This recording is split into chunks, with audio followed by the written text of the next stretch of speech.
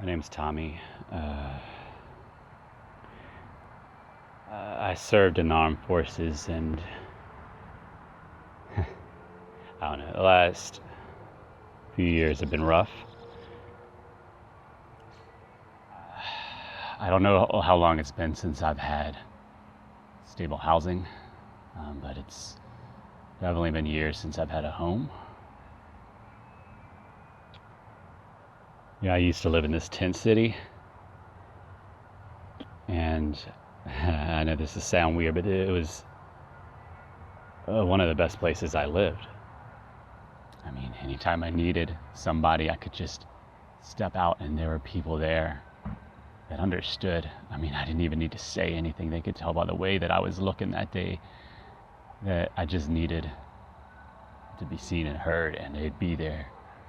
And there are these people that they work for this ministry, and they wouldn't just drop off food. They would stay there and they'd eat with us.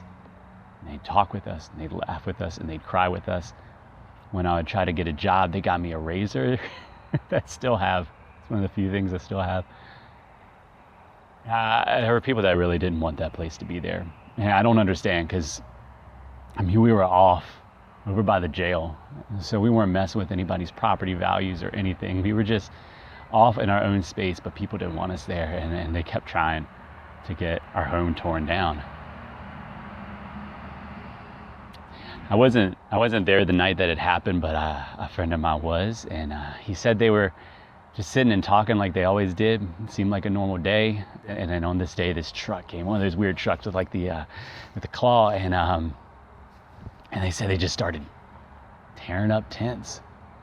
My tent was one of the ones that got taken up, and I didn't have much, but what I did have was, if it wasn't in the bag with me, it was in that tent. And so I have a dull razor, a broken knife that wobbles that I found, and those friends are gone. Some of the guys were lucky to get a hotel for a couple weeks and some food and things like that. I know a guy who said that his hotel had like roaches and bed bugs, so he didn't stay there long. But there are a lot of us that just ended back up where we used to be. And I mean, I'm used to feeling alone, but this feels different. I mean, even like when I walk on the sidewalk, I'm used to people not wanting to make eye contact with me, but sometimes they do, and just for a moment, and I'll smile, and sometimes I get a smile back, and it's just this brief moment of feeling seen. And maybe they still are smiling, but I can't tell behind those face masks.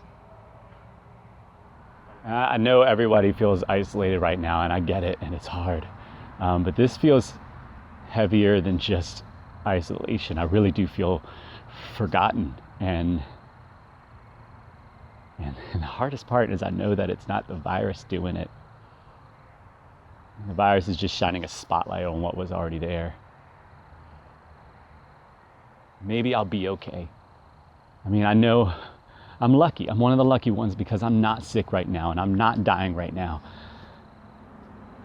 And I'm grateful for that.